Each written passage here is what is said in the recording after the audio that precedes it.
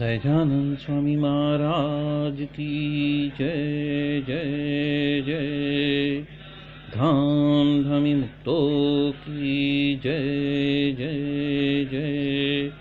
मुक्ताक्षर पुरुषोत्तम की जय जय जय।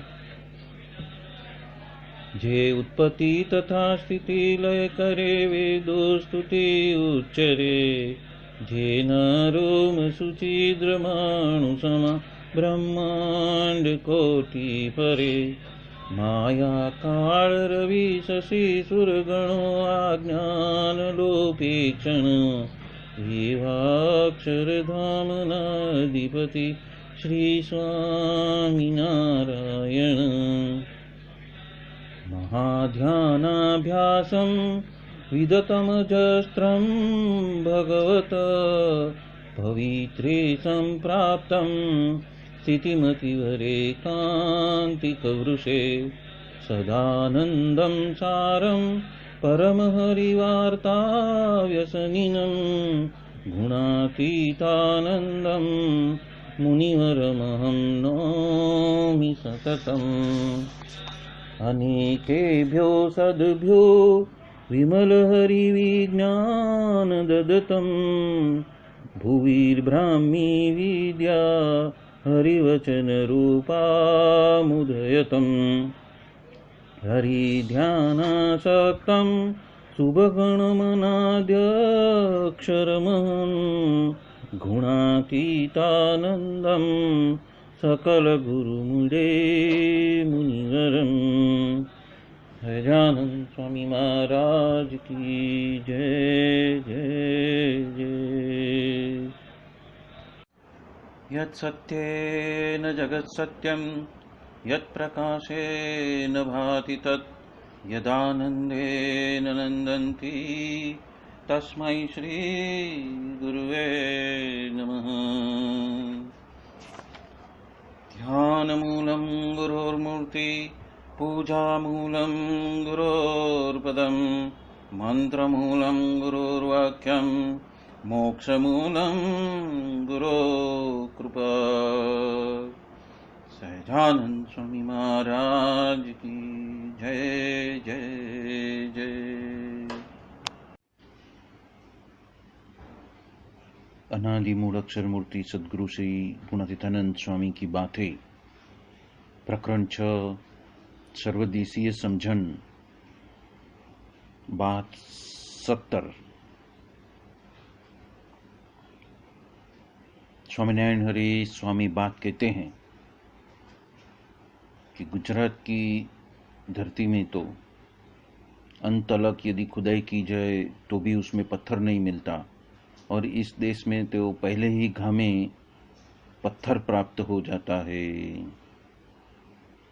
इस तरह से आत्मनिष्ठा का मार्ग भी पत्थर बिना का मार्ग है, और अन्य मार्गों में तो पत्थर बहुत है। और हम तो आत्मा मुख से सीखकर सिर्फ उसका कथन मात्र कहते हैं। यदि इस घड़ी यदि चिबड़ा आम या तो तुमड़ा का यदि गाड़ा आ जाए तो आत्मापना रहता नहीं है, और वो तो संजोग के समय में सही समय में ही टिका रहे उसमें, वही सच्चा। और ज्ञान के वजह से तो ऐसा होना चाहिए कि जड़ दुख और जो मिथ्या ऐसा देह है वो तो मैं नहीं हूँ, और जो वो हूँ वो तो सच्चिदानंद हूँ, आत्मानंद हूँ और अखंड आनंद हूँ। इस तरह से कहते हैं कि रजोगुण तमोगुण के साथ घुलमिल नहीं जाना और निर्गुण हो जाना, और उसके ऊपर परिनिष्ठतोपि निर्गुण्ये उत्तम श्लोक ली लिया। यह श्लोक कहकर उन्होंने आगे कहा कि आगे भी ये बात हम करेंगे, और जब जब संजोग और समय आएंगे तब तक आसन के लिए और खाना खाने के लिए तो बखेड़ा खड़ा हो ही जाता है, वो अच्छा नहीं है। यहाँ पे गुणातीतानंद स्वामी धरती के अंदर जो पत्थर आते हैं उसके बारे में कहते हैं कि आत्मनिष्ठा माने कि मैं ये तीन देह से भिन्न आत्मा हूँ, ब्रह्म हूँ या तो अक्षर हूँ। और ऐसे प्रकार की ज्ञान की जो बातें हैं उसको जीने के लिए यहाँ पे प्रेरणा करते हैं और कहते हैं कि जब मैं अक्षर ब्रह्म हो गया तो उसमें कोई भी कामादिक दोष रूप कोई भी दुर्गुण रहने के लिए कोई जगह ही नहीं बचती। जब मैं आत्मनिष्ठ हूँ तो तीन देह से भिन्न हूँ, ऐसे स्वयं के आत्मा की अक्षर ब्रह्म सत्पुरुष ऐसा गुरु के साथ में उन्होंने एकता की हुई है और उनके जैसे गुणों को मैं प्राप्त कर रहा हूँ। इस प्रकार की आत्मनिष्ठा को सबीज आत्मनिष्ठा कह सकते हैं।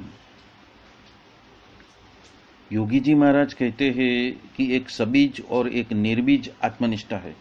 तो सबीज यानी गुणातीत सत्पुरुष वही मेरा आत्मा है और निर्बीज यानी मैं सिर्फ ब्रह्म हूँ, ऐसी निराकारवादी की समझन।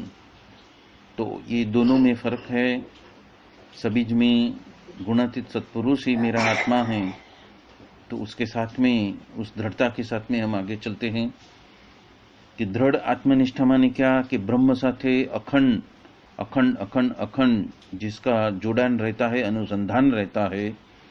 और गुणातीत में ही स्वयं को देखना या तो स्वयं में गुणातीत को देखना, वही आत्मनिष्ठा है। आत्मनिष्ठा यानी क्या मतलब शब्द को सहन करना, खमी खाऊं नमी खाऊं और गम खाना। और यही बात को जैसा तैसा जहाँ तहाँ जैसे तैसे हमें सहन कर लेना, वही है आत्मनिष्ठा। सुख दुख में हमें उत्प्रोत नहीं होना या तो उससे हम प्रभावित न हो, सुख और दुख दोनों में हमारे ऊपर कोई प्रभाव न हो, वही आत्मनिष्ठा है। गुणातीत और अक्षर के बारे में जो अचल निष्ठा है वही विशेष आत्मनिष्ठा है। जितनी भगवान की आज्ञा का पालन हम करते हैं उतनी ही आत्मनिष्ठा कहलाती है। यहाँ पे गुजरात के कोई भी प्रदेश में यदि हम जमीन को खोदते हैं या तो उसकी खुदाई करते हैं तो उसमें कोई भी पत्थर प्राप्त नहीं होता, मतलब आसानी से हम अंत तक पहुंच सकते हैं। तो ये बात करते हुए, ये एग्जाम्पल देते हुए वो कहते हैं कि जो आत्मनिष्ठ है, जो अक्षर ब्रह्म है, जो गुणातीत भावना में जीता है, मैं अक्षर ब्रह्म हूँ इस तरह से जीता है, मतलब कि सिर्फ कथन मात्र नहीं पर वस्तुतः वो तत्व से जीता है। तो उसकी बात यहाँ पे ये एग्जाम्पल के द्वारा गुणातीतानंद स्वामी हम सबको बता रहे हैं कि जो आत्मा रूप से और ब्रह्म रूप से वर्तन करते हैं उसमें किसी भी प्रकार की कामादिक वगैरह कोई दोष या वासना बचती ही नहीं है या तो उसको स्पर्श करती नहीं है। चाहे कैसे ही संजोग में जाए या तो कैसे ही देश काल में जाए, फिर भी वो अलिप्त ही रहता है और तटस्थ रहता है। वो बात यहाँ भी गुणातीतानंद स्वामी कहना चाहते हैं। ब्रह्मांड में ऐसा कोई पुरुष भी नहीं है जिसे स्त्री न चाहिए और ऐसी कोई स्त्री नहीं है जिसे पुरुष नहीं चाहिए। और उसमें से अलग करने के लिए ही महाराज ने एक श्लोक दिया है शिक्षापत्री में, निजात्मनम ब्रह्म रूपम। तो उसके लिए उन्होंने ये उदाहरण दिया है कि ब्रह्मरूप हो गए तो फिर उसमें कोई दोष मिले ही नहीं। ये बात स्वामी की बात में प्रकरण 1 की 141वीं बात में ये बात गुणातीतानंद स्वामी ने आगे भी बताई है। इसी तरह स्वामी की बातों के प्रकरण 1 की 157वीं बात में भी गुणातीतानंद स्वामी कहते हैं कि कोटि कल्प में भी ज्ञान किए बिना छुटकारा है ही नहीं। तो वो क्या, तो कि निजात्मनम ब्रह्म रूपम, तो उसके लिए भी यही आज्ञा है कि हरिभक्त के बारे में तो कोई भी विषय की बात हम कर नहीं सकते, उसको तो आज्ञा का पालन ही करना है। स्वामी की बातों की प्रकरण 2 की 6ठी बात में भी कहा है कि आत्मा रूप से वर्तन करना, तो वो देश ही अलग है, मतलब कि वो पद्धति ही अलग है जिसमें कामादिक दोष है ही नहीं, मतलब स्पर्श ही नहीं करते, और वहाँ पे वो कैवल्य ज्ञानी के हिसाब से तटस्थ होकर वो साक्षी भाव में वो बरतता है और उसकी कोई भी प्रतिक्रिया उसमें दिखाई नहीं देती है।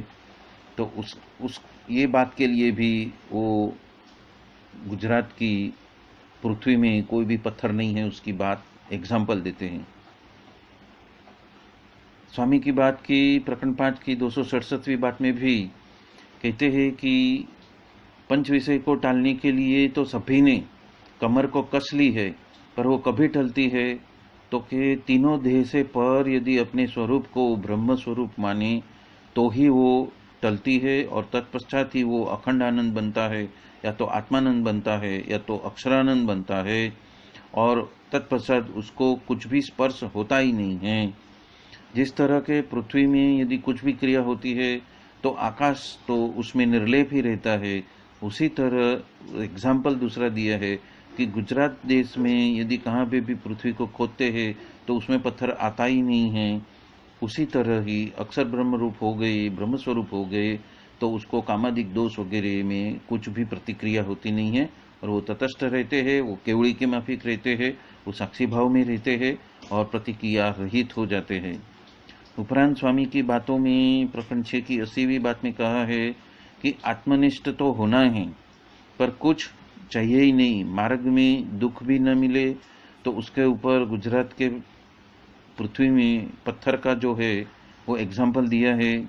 इसलिए ये मार्ग ही निर्विघ्न है, तो आप पार उतरोगे ही, ये बात कहा है कि गुजरात की पृथ्वी में जिस तरह खोदने से पत्थर मिलते ही नहीं हैं, उसी तरह यदि आप आत्मनिष्ठ हो गए, ब्रह्मरूप हो गए, और वो तत्व से आपने उसको पहचान लिया, और उसी तरह से गुणातीत सत्पुरुष वही मेरा आत्मा है, उस तरह से ही यदि आप जी रहे हो तो ये संपूर्ण मार्ग निर्विघ्न हो जाएगा।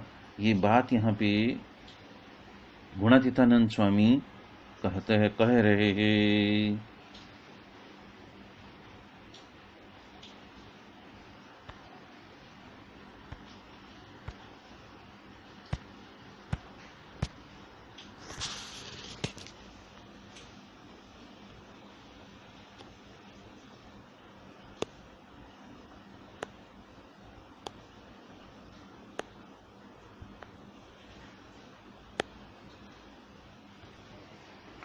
यहाँ पे और चेतावनी देते हुए गुणातीतानंद स्वामी कहते हैं कि हम तो आत्मा स्वरूप है, ऐसा सिर्फ मुख से कथन मात्र कहते हैं, मतलब ऐसा वर्तन हमारे अंदर अभी तक आया नहीं है। और उसके लिए कहते हैं कि यदि आम का गाढ़ा यहाँ पे आ जाए, मीठी मीठी आम का, तो सभी की जीभ लबलबाने लगेगी, और उस वक्त आत्मज्ञान तो कहीं एक साइड में रह जाएगा, और ऐसे समय में ही पता चले कि आपने वो ब्रह्म रूपत्व सिद्ध किया है, या आत्मापणा में आप रहते हो कि नहीं रहते हो। और जो टिक पाए ऐसी स्थिति में भी, समय और संजोग में, तो वो ही सच्चा है, बाकी सब तो जड़ और दुखदायी ऐसा मिथ्या है, ऐसा देह में नहीं हूँ। तो देह, इंद्रिय और अंतःकरण से उपजने वाले जो भी भाव या तो विचार है, वो भी मैं नहीं हूँ, और मैं तो सच्चिदानंद हूँ, आत्मानंद हूँ, अखंडानंद हूँ। ये बात हमें अपने वर्तन से सिद्ध करनी है, हमें तत्व से सिद्ध करनी है। और इसलिए कहते हैं कि जब जब भावनात्मक जगत में रजोगुण या तमोगुण बरतता हो तो उसके अंदर घुलमिल जाना नहीं और निर्गुण होके ही वर्तन करना। ये बात यहाँ पे गुणातीतानंद स्वामी हम सबको जता रहे हैं। यहाँ पे जो श्लोक दिया है, परिनिष्ठि तोपि निर्गुण्य उत्तम श्लोक लिलिया गृहीत चेता राजर्षि आख्यानम यद्धि तन्वान, मतलब श्रीमद् भागवत का स्कंद दूसरा का पहला अध्याय का 9वां श्लोक है। मतलब कि सुखदेव जी परीक्षित को कहते हैं कि मैं स्वयं जो है वो निर्गुण ब्रह्म में स्थिति करके यहाँ पे बैठा हूँ, फिर भी हे राजश्री, ये उत्तम कीर्ति वाले श्री भगवान की जो लीला के माध्यम से मेरा मन जो है वो आकर्षित होता है, और उसी की वजह से ये भागवत का आख्यान में पढ़ रहा हूँ। तो ये बात यहाँ पे सुखदेव जी के लिए है कि आप कितने भी ब्रह्म स्थिति में हो, फिर भी भगवान की लीला इतने मन को आकर्षित करती है कि वो हमें रस तरबोड़ कर देती है, और ब्रह्म भाव का जो अनुभव है, जो उनका जो ब्राह्मी स्थिति का जो अनुभव है वो प्रदान करती है। ऐसी उनकी लीलाएं हैं, तो उसमें रसबस रहना, वो बात यहाँ पे गुणतीतानंद स्वामी कह रहे हैं कि सत्संग ही एक ऐसा माध्यम है, उसमें यदि हम रसबस होते रहेंगे तो ही हम उत्तरोत्तर हमारे आत्मा के आनंद में लिप्त रहेंगे। अन्यथा तो संजोग और समय और जो माया है वो तो हमें कभी डुबा के लेके जाएगी, घिसट के लेके जाएगी, उसका कोई भरोसा नहीं है। ये बात से सजग करने के लिए हम ये बात सुखदेव जी की बात आपको बता रहे हैं कि सुखदेव जी भी ऐसी भगवान की लीलाओं में निमग्न रहते हैं और उसको सुनने के लिए हमेशा ही लालायित रहते हैं।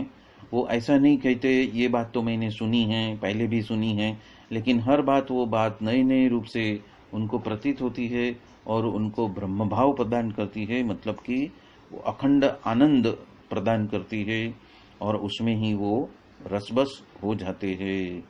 मतलब कि उसमें ही उनको ब्रह्मानंद की अनुभूति होती है।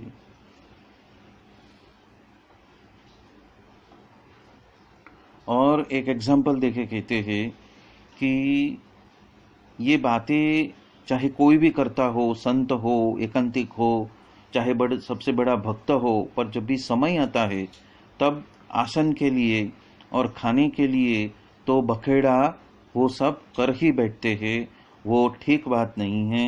ये बात यहाँ पे गुणातीतानंद स्वामी हम सबको जता रहे हैं। प्रकरण 5 की 61वीं बात में गुणातीतानंद स्वामी कहते हैं कि सभी इंद्रिय और अंतःकरण तो ऐसे मलिन हैं कि वो तो शुद्ध हुए ऐसा है ही नहीं, इसलिए उसका मानना ही नहीं, और स्वयं को निजात्मन ब्रह्मरूपन ही मानना, तो सब कुछ आप जीत चुके हैं ऐसा समझना। मतलब कि यहाँ पे इंद्रियादि क्षेत्र से कोई भी बाहर निकल सकने के लिए स्वयं के प्रयत्न से तो सामर्थ्यशाली है ही नहीं, इसलिए वचनामृत में नियम वगैरह बेड़ियां दी है। और जो बड़े बड़े साधु है उसका यदि संबंध कर लेते हैं तो वो बड़े साधु हमें कड़ बताते हैं, हमें क्षण बताते हैं और जुक्ति वगैरह बताकर इंद्रियों को जीता लेते हैं और मोक्षपण करा के देते हैं। इसलिए स्वयं का बड़ को एक साइड में रखकर जो बड़े बड़े साधु है उसको चिपक जाना और इंद्रिय और अंतःकरण का तो मानना ही नहीं, और स्वयं के बल से भी जीतने की कोशिश करना नहीं। यदि ऐसा करते हैं तो स्वयं ऊपर से और बंधन उत्पन्न होता है। तो ये चेतावनी यहाँ पे दी है कि यदि आपको आगे आत्मा की उन्नति करनी है तो स्वयं को ब्रह्मरूप तो मानना ही है, पर बड़े बड़े सत्पुरुष है उनका संबंध भी स्थापित कर देना है और उसके समागम में, उसके सत्संग में रसबस रहना है। तो उनके बल से वो आपको ये ब्रह्म रूपत्व आपको सिद्ध करा देंगे। ये बात यहाँ पे गुणातीतानंद स्वामी जता रहे हैं। प्रकरण 5 की 75वीं बात में भी कहते हैं कि वासना जो है वो जठराग्नि अग्नि से या तो बाहर की कोई अग्नि से या तो प्रलयका की अग्नि से भी वो जलती नहीं है, पर ज्ञान रूपी अग्नि से ही ऐसे वासना रूपी जो बीज है, अनंत बीज है, वो जल जाते हैं। इसीलिए ज्ञान रूपी अग्नि वो क्या है तो कि भगवान की उपासना, भगवान की आज्ञा और उसके वजह से वासनालिंग हानि के कारण देह का नाश होता है, अन्य कोई साधन से उसका नाश होता नहीं है। और ये वासना कितनी जली हुई है और कितनी बाकी है, उसके ऊपर सुखमयी बात करते हैं कि जितनी आज्ञा का पालन होता है उतनी वासना जल जाती है। तो आज्ञा में तो नियम भी आ चुके हैं और शिक्षापत्री में तो आज्ञा भी की है, उसके हिसाब से वर्तन करने से वासना जल जाती है। और उसमें से पहली आज्ञा क्या, तो कि स्वयं को ब्रह्मरूप मानना। यदि ये आज्ञा का पालन करेंगे तो कारण देह का नाश सत्पुरुष के संबंध से हो जाता है। और जब ये शिक्षापत्री का पालन बरोबर से नहीं होता है, उतनी तो खोट रह जाती है और उतना ही दुख रहता है। प्रकरण 5 की 115वीं बात में भी गुणातीतानंद स्वामी कहते हैं कि पशु है, मनुष्य है, पेड़ वगैरह है, वो सभी में काम का विषय तो मौजूद ही है और वो कोई उसको रख नहीं सकता है, वो तो हृदय ग्रंथि है। इसलिए यदि निजात्मनन ब्रह्म रूपम ऐसा वो मानने लगे तो ही वो अलग हो जाता है और ब्रह्मरूप होने की वजह से कोई बात बीच में कोई विघ्न वगैरह आता नहीं है। ऐसा महाराज का दृढ़ रहस्य है। ये बात यहाँ पे गुणातीतानंद स्वामी बता रहे हैं।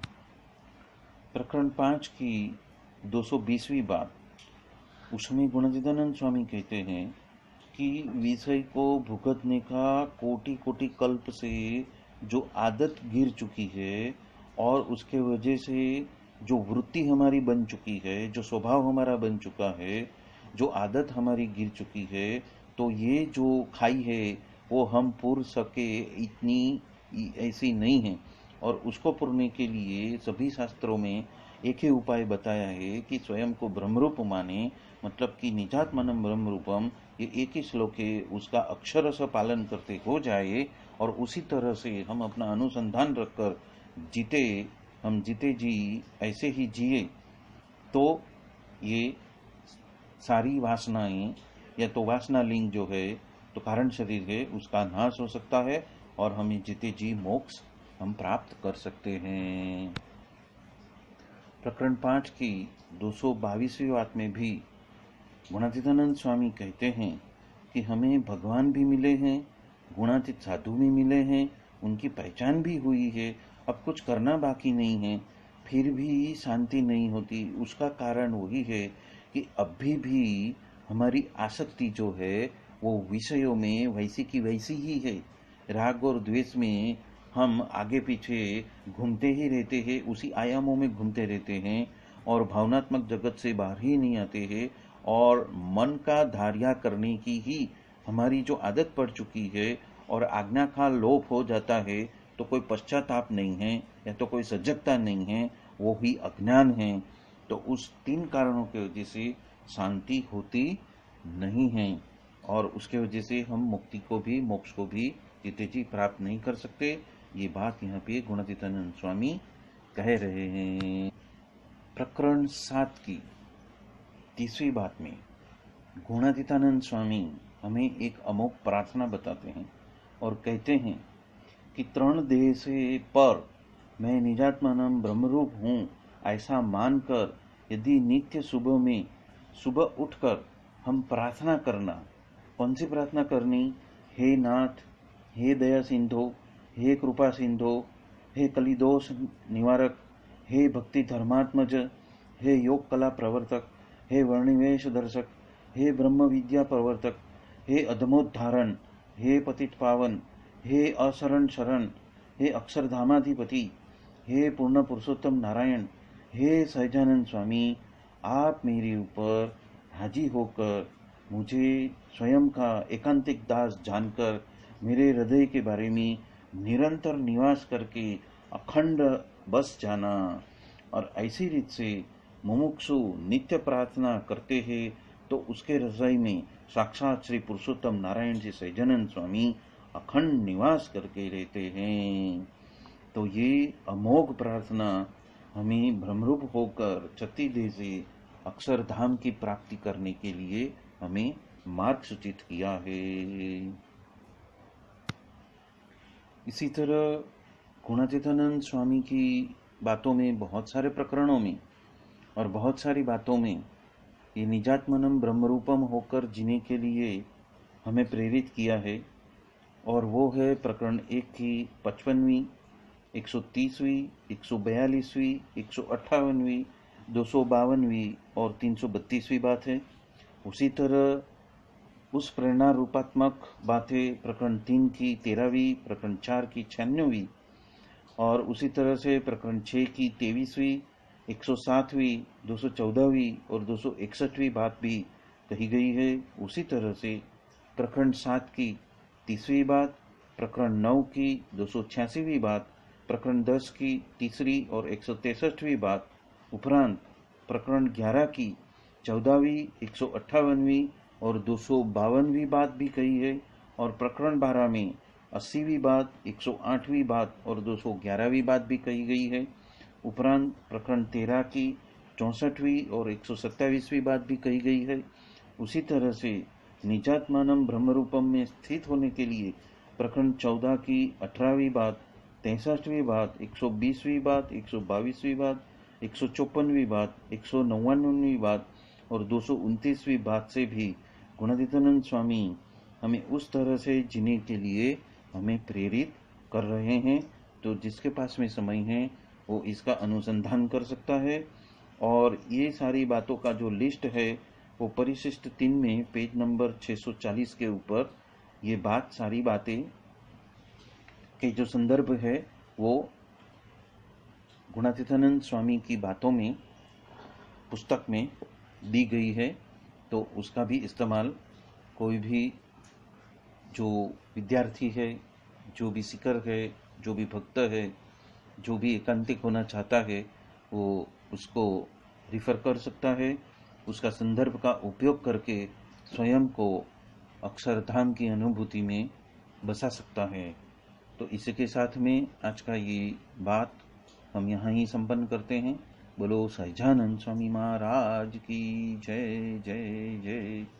धाम धामी मुक्तों की जय जय जय। सर्वगुणातीत सत्पुरुषों की जय जय जय। जय स्वामी नारायण।